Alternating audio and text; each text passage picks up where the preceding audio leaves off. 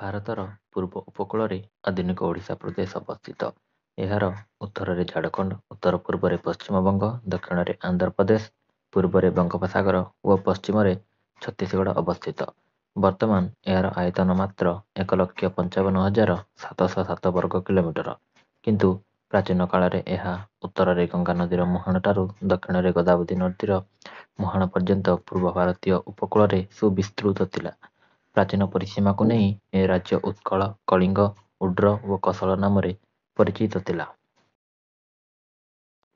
ଓଡ଼ିଶାର ଉତ୍ପତ୍ତି କେବେ ହେଲା ତାହା ଠିକ୍ ଭାବେ କହିବା ସମ୍ଭବ ନୁହେଁ। ଖ୍ରୀଷ୍ଟୀୟ ସପ୍ତମ ଶତାବ୍ଦୀ ପର୍ଯ୍ୟନ୍ତ ଓଡ଼ିଶାର ଅଧିବାସୀଗଣ ଅନାର୍ଯ୍ୟ ଥିଲେ ବୋଲି କେତେକ ବିଦ୍ୱାନ ମତ ପ୍ରକାଶ କରନ୍ତି। ମାତ୍ର ଖ୍ରୀଷ୍ଟପୂର୍ବ ବହୁ ଶତାବ୍ଦୀ ପୂର୍ବରୁ ଓଡ଼ିଶାରେ ଆର୍ଯ୍ୟମାନେ ବାସ କରୁଥିଲେ ଓ ଆର୍ଯ୍ୟ ଭାଷାର ପ୍ରଚଳନ ଥିଲା, ଯାହାର ଅଭ୍ରାନ୍ତ ଓ ବଳିଷ୍ଠ ପ୍ରମାଣ ମିଳେ ଖ୍ରୀଷ୍ଟପୂର୍ବ ଏକମ ଶତାବ୍ଦୀର କଳିଙ୍ଗ ସମ୍ରାଟ ଖାରବେଳଙ୍କ ଶିଳାଲେଖମାନଙ୍କରୁ। ଇତିହାସ କହେ ଯେ ବିଶ୍ଵ ଆର୍ଯ୍ୟ ଗୋଷ୍ଠୀର ଯେଉଁ ଶାଖା ଭାରତକୁ ଆସିଛନ୍ତି, ସେମାନେ ପଞ୍ଜାବ ବା ପଞ୍ଚନଦ ଅଞ୍ଚଳକୁ ସେମାନଙ୍କର ପ୍ରଥମ ବାସସ୍ଥାନ ରୂପେ ବାଛି ନେଇଛନ୍ତି। ଉତ୍ତରରୁ ଦକ୍ଷିଣକୁ ଅଗ୍ରସର ହେବା ସମୟରେ ଭାରତରେ ପୂର୍ବରୁ ବାସ କରୁଥିବା ଦ୍ରାବିଡ଼ ବା ଅନାର୍ଯ୍ୟମାନଙ୍କ ସହିତ ସେମାନଙ୍କର ସଂଘର୍ଷ ଆରମ୍ଭ ହୋଇଛି।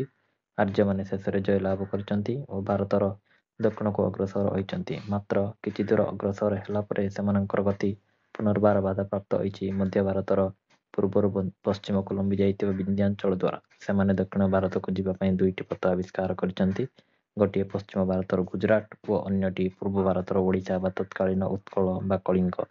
ସୁତରାଂ ସୁଦୂର ଅତୀତରେ ଭାରତର ପଶ୍ଚିମରେ ଗୁଜରାଟ ଓ ପୂର୍ବରେ ଉତ୍କଳ ବା କଳିଙ୍ଗ ଥିଲା ଦ୍ରାବିଡ଼ ଓ ଆର୍ଯ୍ୟ ସଂସ୍କୃତି ତଥା ସଭ୍ୟତାର ମହାନ୍ ମିଳନ କ୍ଷେତ୍ର।